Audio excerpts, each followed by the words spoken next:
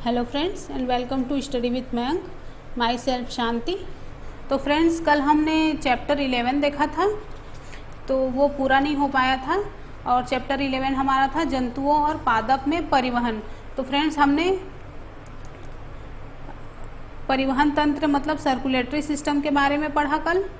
आज हम excretory system मतलब उत्सर्जन तंत्र के बारे में पढ़ेंगे। तो हमारा 11.2 है जंतुओं में उत्सर्जन। उत्सर्जन मतलब हमारे जो शरीर के अपशिष्ट पदार्थ हैं या वेस्ट प्रोडक्ट हैं उनको शरीर के बाहर निकालना, यही उत्सर्जन कहलाता है। तो चलिए शुरू करते हैं। तो फ्रेंड्स आपको याद होगा कि शरीर में अपशिष्ट पदार्थों के रूप में कार्बन डाइऑक्साइड फेफड़ों के द्वारा किस प्रकार से जो उच्छ्वसन करते हैं उस प्रक्रम के दौरान शरीर से बाहर निकाली जाती है ना। और जो हम भोजन हम करते हैं वो जब पाचन हो जाता है तो उसका बहिर्क्षेपण प्रक्रम के द्वारा मतलब मल के रूप में शरीर से बाहर निकाल दिया जाता है। तो फ्रेंड्स आइए अब हम देखते हैं कि हमारे शरीर में जो अपशिष्ट पदार्थ हैं शरीर के द्वारा बाहर कैसे निकाले जाते हैं। ओके, ये अपशिष्ट पदार्थ क्या है और ये कहाँ से आता है। तो जब हमारी कोशिकाएं अपना काम करती हैं तो कुछ अपशिष्ट पदार्थ के रूप में पदार्थ निर्मुक्त करती मतलब छोड़ती हैं। तो अधिकांश ये पदार्थ विषाक्त होते हैं मतलब जहरीले होते हैं। इनका हमारे शरीर में कोई यूज़ नहीं होता। अगर ये विषाक्त पदार्थ हमारे शरीर में इकट्ठे होते रहें तो वो हमारे लिए बहुत घातक होते हैं। तो इसलिए इनको बाहर निकालने की आवश्यकता होती है। तो सजीवों द्वारा कोशिकाओं के निर्मित होने वाली अपशिष्ट पदार्थ हैं उसको बाहर निकालने के प्रक्रम को ही उत्सर्जन कहते हैं। ठीक है, सजीवों द्वारा कोशिकाओं में निर्मित होने वाले अपशिष्ट पदार्थों को बाहर निकालने के प्रक्रम को क्या कहते हैं, उत्सर्जन कहते हैं। ओके, और उत्सर्जन में भाग लेने वाले सभी अंग मिलकर उत्सर्जन तंत्र बनाते हैं। ठीक है, तो चलिए जानते हैं उत्सर्जन तंत्र क्या होता है। तो फ्रेंड्स हम यहाँ पर मानव उत्सर्जन तंत्र के बारे में पढ़ेंगे। तो हमारे शरीर में मतलब रक्त में जो अपशिष्ट पदार्थ है उसको शरीर से बाहर निकाला जाना चाहिए, है ना। तो ये किस प्रकार से होता है, तो इसके लिए शरीर को रक्त को छानने की व्यवस्था करनी पड़ती है। ओके, और ये क्षमता किससे है, तो यह हमारे शरीर में इसकी व्यवस्था वृक्क करते हैं मतलब गुर्दे, किडनी बोलते हैं जिसको। इसकी उपस्थिति में रक्त कोशिकाओं के द्वारा उपलब्ध की जाती है। हम मतलब हमारे वृक्क में जो ब्लड है उनको लाया जाता है और ये जब रक्त दोनों वृक्क में पहुंचता है, किडनी में पहुंचता है, तो उसमें जो उपयोगी पदार्थ हैं और हानिकारक पदार्थ ये दोनों ही होते हैं। तो उपयोगी पदार्थों को ब्लड पुनः फिर से अवशोषित कर लेता है और जल में घुले हुए जो अपशिष्ट पदार्थ हैं वो मूत्र के रूप में बाहर कर दिए जाते हैं। ठीक है, और जो मूत्र जो वृक्क है, किडनी है, उससे जो मूत्र वाहिनी मतलब मूत्र वाहिनी है, मैं डायग्राम में दिखाऊंगी आपको तब समझ में आएगा। तो मूत्र वाहिनी है उससे होता हुआ मूत्राशय में जाता है, फिर वहाँ से मूत्र वाहिनियों के जो नली है वो वहाँ से मूत्राशय में संचित हो जाता है, इकट्ठा हो जाता है। और मूत्राशय से जो एक पेशी मतलब मस्कुलर नली जुड़ी होती है जो कि मूत्र मार्ग कहलाती है। ओके, और मूत्र मार्ग का दूसरा सिरा जो है मूत्र रंध्र कहलाता है। मूत्र रंध्र में खुलता है और इसी मूत्र रंध्र के द्वारा जो यूरिन है या मूत्र है वो शरीर से बाहर निकाल दी जाती है। ठीक है, तो इस प्रकार हमारे शरीर में मानव उत्सर्जन तंत्र में वृक्क या गुर्दे होते हैं। दो मूत्र वाहिनियाँ होती हैं, एक मूत्राशय और एक मूत्र मार्ग होता है। ओके, तो फ्रेंड्स पहले डायग्राम देख लें।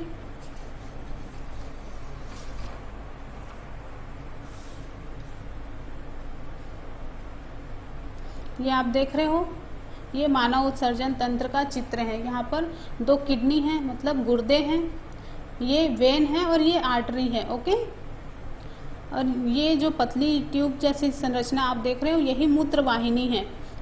ओके, और ये मूत्राशय मतलब ब्लैडर होता है और ये इसको यूरेटर बोलते हैं। वृक्क मतलब किडनी और ये मूत्र मार्ग।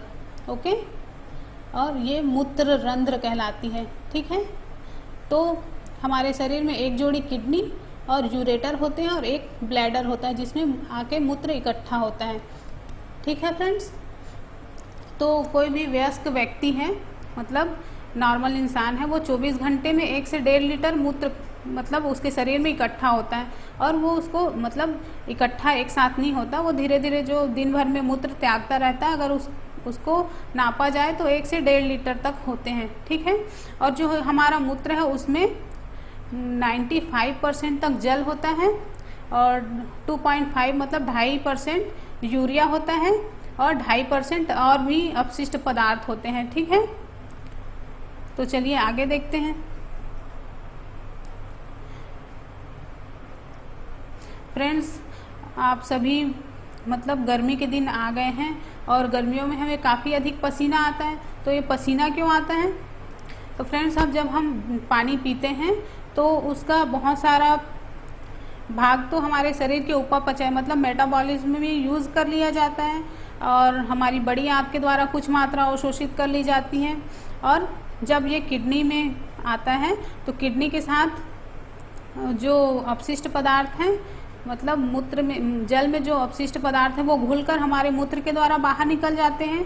और कुछ जो अपशिष्ट पदार्थ हैं वो हमारे शरीर के मतलब हमारे त्वचा से और हमारे स्वेट ग्लैंड्स होते हैं उसके माध्यम से पसीने के रूप में बाहर आ जाते हैं। और हम वैसे भी हम गर्मी के दिनों में काफ़ी अधिक मात्रा में जल ग्रहण करते हैं, मतलब पानी पीते हैं, है ना।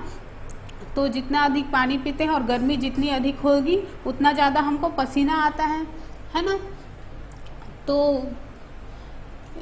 पसीने को ही स्वेद बोला जाता है। ठीक है, लवण और यूरिया जल के साथ स्वेद पसीने के रूप में शरीर से बाहर निकाल दिया जाता है। तो ये जो पसीना है उसमें बहुत सारे अपशिष्ट पदार्थ भी होते हैं, है ना, जहरीले पदार्थ जैसे कि यूरिया वगैरह होते हैं। तो ये पसीने के द्वारा बाहर निकाल दी जाती हैं। ये एक तरह से हमारे शरीर का मतलब शुद्धिकरण होता है। इससे हमारे शरीर के अंदर जो भी अपशिष्ट पदार्थ हैं वो पसीने के रूप में बाहर निकलते हैं। तो एक तरीके से हमारे शरीर का शुद्धिकरण ही है, समझो। ओके, तो आपने गर्मियों में देखा होगा कि पसीने में जो हम जो कपड़े पहने होते हैं ज़्यादा खास करके जैसे डार्क कलर के कपड़े पहनते हैं तो उस पसीना जब सूख जाता है तो हम देखते हैं कि वो सफ़ेद सफ़ेद हो जाता है ना। तो ये क्यों होता है? तो जो पसीना होता है उसमें सफ़ेद धब्बे क्यों दिखाई पड़ते हैं? तो जहाँ पर ज़्यादा पसीना आता है वहाँ पसीने में क्या होता है, लवण होते हैं। लवण मतलब साल्ट की मात्रा होती है। तो ये साल्ट जो है जब पसीना भाप बन के उड़ जाता है और जो लवण या जो साल्ट है वो हमारे कपड़ों में ही रह जाते हैं जो कि धब्बे के रूप में हमें दिखाई देते हैं। ठीक है,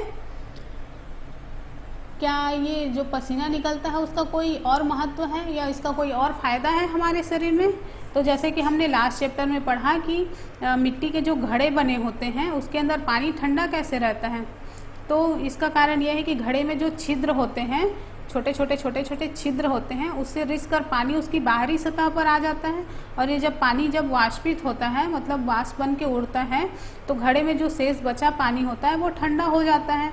ठीक इसी प्रकार से हमारे शरीर में पसीना भी हमारे शरीर को ठंडा बनाए रखने के लिए हमारी सहायता करता है। ओके, मतलब हमारे बॉडी का जो टेम्परेचर है उसको मेंटेन करने का काम पसीना ही करता है। ओके फ्रेंड्स, तो और यहाँ पर एक और इम्पॉर्टेंट नोट्स में आप जो अगर बना रहे होगे आप नोट्स, उसमें एक और पॉइंट ऐड कर लेना कि फ्रेंड्स कभी कभी आपने देखा है कि किसी व्यक्ति का किडनी जो है काम करना बंद कर देता है ना।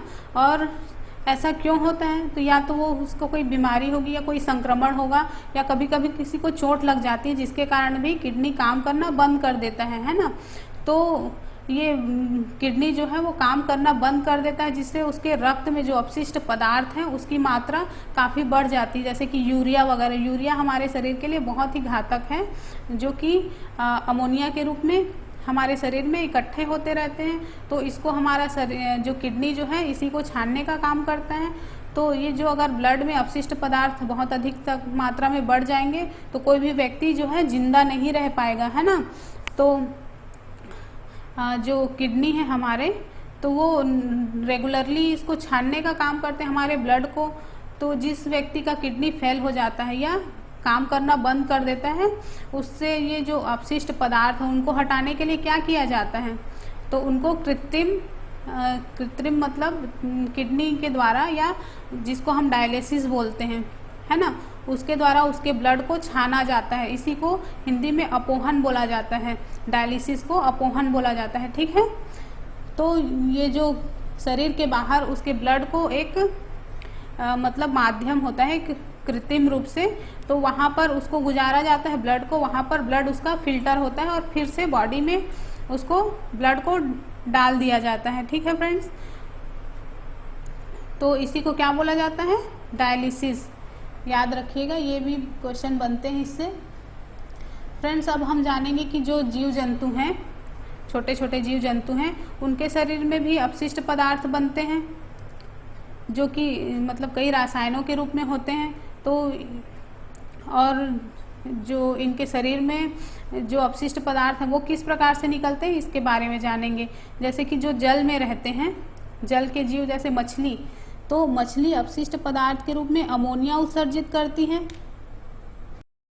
फ्रेंड्स, चूँकि मछली जल में रहती है ना, तो ये उसका जो एक्सक्रेटरी प्रोडक्ट है वो अमोनिया के रूप में होता है और वो जल में घुल जाता है। ठीक है, और उसी तरह से जो पक्षी, कीट, छिपकली, सर्प, ये जो हैं ये अपना उत्सर्जन किस रूप में करते हैं, अपशिष्ट पदार्थों का, तो ये अर्ध घन मतलब सेमी सॉलिड के रूप में करते हैं, जो कि वाइट कलर का होता है। और ये एक यौगिक मतलब यूरिक अम्ल होता है। ठीक है, तो ये जो पक्षी, कीट और छिपकली वर्ग के जीव हैं वो यूरिक अम्ल का उत्सर्जन करते हैं। ओके फ्रेंड्स, और हम जो इंसान हैं वो क्या करते हैं, तो हम जो मानव हैं वो हमारा अपशिष्ट पदार्थ यूरिया के रूप में होता है। ओके, तो हमने जाना कि जीव जंतु अपना उत्सर्जन किस प्रकार से करते हैं। अब हमारा 11.3 है पादपों में पदार्थों का परिवहन। फ्रेंड्स, अब हम देखेंगे कि जो पेड़ पौधे हैं वो अपना परिवहन किस प्रकार से करते हैं। ठीक है, तो हमने चैप्टर फर्स्ट में पढ़ा था कि जो पौधे हैं उनके जड़ों के द्वारा मिट्टी से जल और खनिज पोषकों को अवशोषण करते हैं और उन्हें पत्तियों को उपलब्ध कराते हैं, मतलब उनको पत्तियों तक पहुंचाते हैं। और पत्तियां जो हैं जल और कार्बन डाइऑक्साइड का उपयोग करके प्रकाश संश्लेषण के द्वारा पौधों के लिए भोजन बनाती हैं, है ना। तो हमने 10 चैप्टर में भी पढ़ा था कि जो सभी जीव हैं वो भोजन के लिए ऊर्जा का स्रोत क्या है, तो उनके लिए ऊर्जा का स्रोत भोजन है ना। और जो जीव हैं वो उनकी जो प्रत्येक कोशिका है उसमें ग्लूकोज का विखंडन होने से ऊर्जा भी मुक्त होती है। तो कोशिकाएं इस प्रकार के ऊर्जा का उपयोग अपने अनेक प्रकार की जो क्रियाविधि है उसके संपादित करने के लिए, मतलब अपने ग्रोथ के लिए यूज करती हैं। और ये जो आवश्यक, इसके लिए आवश्यक है कि जो जीव हैं उनकी जो कोशिका है उसमें भोजन की उपलब्धता बनाए रहें, है ना। तो आपके मन में ये विचार आया है कभी कि पौधे के जड़ हैं वो जल का अवशोषण किस प्रकार से करते हैं, है ना। और जो बड़े बड़े ऊंचे ऊंचे पेड़ पौधे हैं या उनकी जो पत्तियां हैं उस तक किस प्रकार से पहुंचाया जाता है। तो फ्रेंड्स, जो पौधों के जो भाग हैं जो भोजन नहीं बना सकते और पत्तियों द्वारा जो भोजन बनता है वो कैसे पहुंचाया जाता है पेड़ पौधों के सभी भागों में। तो फ्रेंड्स, अब हम यही जानेंगे कि पेड़ पौधों में परिवहन किस प्रकार से होता है। ठीक है, तो जल और खनिजों का परिवहन। पादप मूलों द्वारा जड़ और पोषक तत्व मृदा से अवशोषित होते हैं। तो पादप मूल मतलब पेड़ पौधों की जो जड़ें हैं उसके द्वारा जल और खनिज पदार्थों का अवशोषण होता है। तो ये किसके द्वारा होता है, तो उनकी जड़ों में मूल रोम प्रेजेंट होते हैं। मैं डायग्राम दिखाऊंगी आपको, तो उसमें मूल रोम प्रेजेंट होते हैं। और ये मूल रोम क्या करते हैं, तो ये जल में जो घुले हुए खनिज पोषक होते हैं पदार्थ हैं उनका अंतर्ग्रहण करते हैं, मतलब उनको ग्रहण करके पेड़ पौधों के जो अनेक भागों तक पहुंचाते हैं। और जो इसकी जड़ है उसकी सतह का क्षेत्रफल बढ़ा देते हैं, मतलब उसको काफ़ी ज़्यादा स्पेस देते हैं कि जल का अधिक से अधिक अंतर्ग्रहण हो सके। ठीक है, तो जो मूल रोम है वो मिट्टी के कणों के बीच में उपस्थित जल का उपयोग करते हैं। ठीक है, और हमेशा उसके संपर्क में बने रहते हैं। और फ्रेंड्स, पेड़ पौधों में जो मिट्टी है उससे जल और पोषक तत्व के परिवहन के लिए एक पाइप जैसी संरचना होती है। ठीक है, जिसको वाहिकाएं बोला जाता है। तो पादप मूलों द्वारा जल और पोषक तत्व मृदा से अवशोषित होते हैं, मतलब इसकी जड़ें मिट्टी से अवशोषण करती हैं। पूरे पादप में पाइप जैसी वाहिकाएं होती हैं जो संवहन ऊतक बनाती हैं। फ्रेंड्स, जो पेड़ पौधों की पाइप जैसी संरचनाएं होती हैं, जैसे कि आपने कभी ठंडी का दिन आ गया है, स्ट्रॉ से हम जूस या शरबत वगैरह पीते हैं, तो जिस तरह से पाइप से खींचा जाता है जूस वगैरह, उसी तरह से वही प्रोसेस पेड़ पौधों के अंदर भी उसी तरह से पाइप की जैसी संरचनाएं होती, जिसको वाहिकाएं बोला जाता है। ठीक है, और ये संवहन ऊतक की बनी होती हैं। और फ्रेंड्स, आप जानते हो कि ऊतक क्या होता है? तो ऊतक कोशिकाओं का वह समूह होता है जो किसी जीव में किसी कार्य विशेष को संपादित करता है। मतलब कोशिकाओं का समूह होता है ऊतक, ठीक है, जो विशेष कार्य को करने के लिए बना होता है। जल और पोषक तत्वों के परिवहन के लिए पादपों में जो संवहन ऊतक होता है उसे जाइलम कहा जाता है। ठीक है, जल और पोषक तत्व जाइलम नामक संवहन ऊतक द्वारा ले जाए जाते हैं। फ्रेंड्स, ये जो जाइलम है वो पेड़ पौधों में जल का संवहन करता है। ठीक है, आप डायग्राम देख रहे हो, यहाँ पर ये जो दिख रहा है यही जाइलम है, और ये मूल रोम है, मतलब जड़ है। पेड़ पौधे के जो जड़ है उसमें मूल रोम पाए जाते हैं, और यहीं से जो पानी का अवशोषण जाइलम के द्वारा होता है।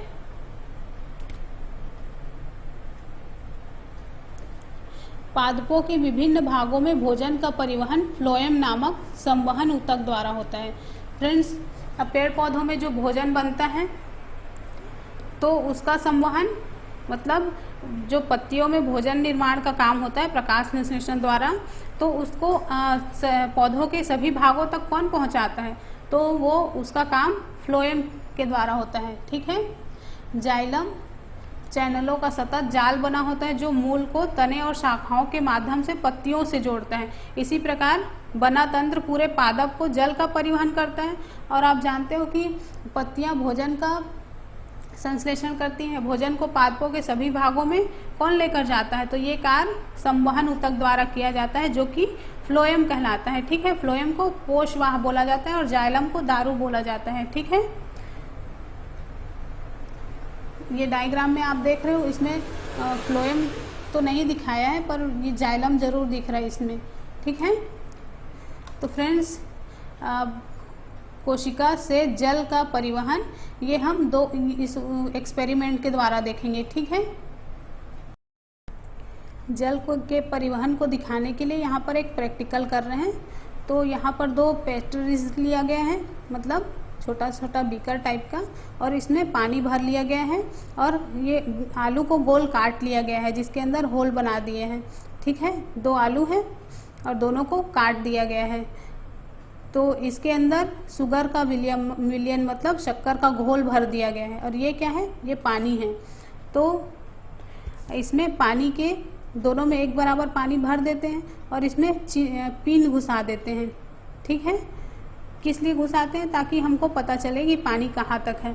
फिर हम कुछ देर बाद देखेंगे तो जो आलू की कोशिकाएं हैं उससे जल जो है वो इस मतलब शक्कर के घोल के तरफ जाके उसमें भर जाता है। ठीक है, तो ये क्या दिखा रहा है? तो कोशिका से जल का परिवहन किसके द्वारा होता है?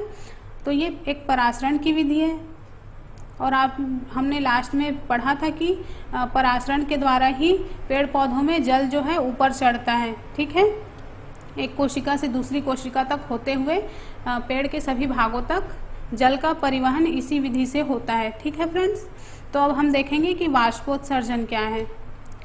तो क्लास 6 में हमने पढ़ा था कि वाष्पोत्सर्जन के प्रक्रम के द्वारा बहुत सारे जल की हानि होती है ना। तो पादप से मतलब पेड़ पौधे जो हैं मृदा से खनिज पोषक तत्व और जल को अवशोषित करते हैं, और अवशोषित किया गया सारा जल पादप के द्वारा उपयोग नहीं किया जाता है ना। पत्तियों पर के सतह पर जो रंध्र या स्टोमेटा होते हैं उसके द्वारा वाष्पोत्सर्जन के प्रक्रम के द्वारा जल वाष्पित हो जाता है। तो पत्तियों से जल के वाष्पन से एक चूषण अभिकरण या खिंचाव विकसित होता है। तो इसी को हम यहाँ पर पढ़ के देखते हैं। वाष्पोत्सर्जन के दौरान रंध्रों में वाष्प के रूप में जल का ह्रास होता है। ओके, तो वाष्पोत्सर्जन के कारण एक चूषण बल निर्मित होता है। चूषण बल मतलब जो स्ट्रा वाली बात मैंने बताई वही, तो जिसके कारण मूलों द्वारा मृदा में से अवशोषित जल अभिकर्षित होकर तने और पत्तियों तक पहुंच जाता है। मतलब एक चूषण बल, मतलब जल का खिंचाव ऊपर की तरफ होता है, जिससे पेड़ के जो विभिन्न भाग हैं जैसे कि पत्ती है, तने हैं, सभी तक ये जल जो है पहुंच जाता है। ठीक है, जल और जो खनिज पदार्थ हैं वो। और हमने यहाँ पर वाष्पोत्सर्जन के भी बारे में जाना। तो मतलब ये चूषण बल समझ में आया आपको, जैसे हम स्ट्रॉ से जल या जूस पीते हैं, सेम वही है। तो इसी विधि के द्वारा जो बड़े बड़े वृक्ष हैं, बड़े बड़े पेड़ पौधे हैं, वो उनकी जो अधिक ऊंचाई है तो वहाँ तक जल का अभिकर्षण खिंचाव के द्वारा ही होता है। ठीक है, तो और वाष्पोत्सर्जन क्या करते हैं, पेड़ पौधों को भी ठंडा रखने में सहायता करते हैं। जैसे हमारा पसीना है हमको ठंडा रखता है, तो सेम वही प्रोसेस पेड़ पौधों के लिए वाष्पोत्सर्जन करता है। ठीक है फ्रेंड्स, तो यहाँ पर हमने पेड़ पौधों में और जंतुओं में परिवहन के बारे में जाना कि उनमें पेड़ पौधों में उत्सर्जन किस तरह से होता है, वाष्पोत्सर्जन, और क्या था एक मानव उत्सर्जन तंत्र के बारे में जाना है ना। और तो फ्रेंड्स यहाँ पर हमारा चैप्टर ख़त्म हो गया। अब क्वेश्चन देख लेते हैं। मैंने लास्ट वीडियो में क्वेश्चन नहीं पूछा था आपसे, लेकिन इसमें मैंने क्वेश्चन ऐड कर दिया है उसका भी। तो फ्रेंड्स आपको आंसर देना है कि रक्त परिसंचरण की खोज किसने की, डायलिसिस क्यों की जाती है, और तीसरा है ईसीजी का पूरा नाम बताइए और क्यों किया जाता है। फ्रेंड्स आपको बताना है कि ईसीजी क्यों किया जाता है। ओके, और रक्त समूह कौन कौन से होते हैं फ्रेंड्स, हमारे मतलब जो ब्लड का ग्रुप है वो कौन कौन सा होता है ये बताना है आपको। ठीक है, तो फ्रेंड्स वीडियो पसंद आया हो तो लाइक, शेयर और सब्सक्राइब बिल्कुल करना मत भूलिएगा। ओके, और ज़्यादा से ज़्यादा लोगों तक वीडियो को पहुंचाइए ताकि वो लोग भी इसका फ़ायदा उठा सकें। ओके फ्रेंड्स, तो मिलते हैं नेक्स्ट वीडियो में। Bye bye.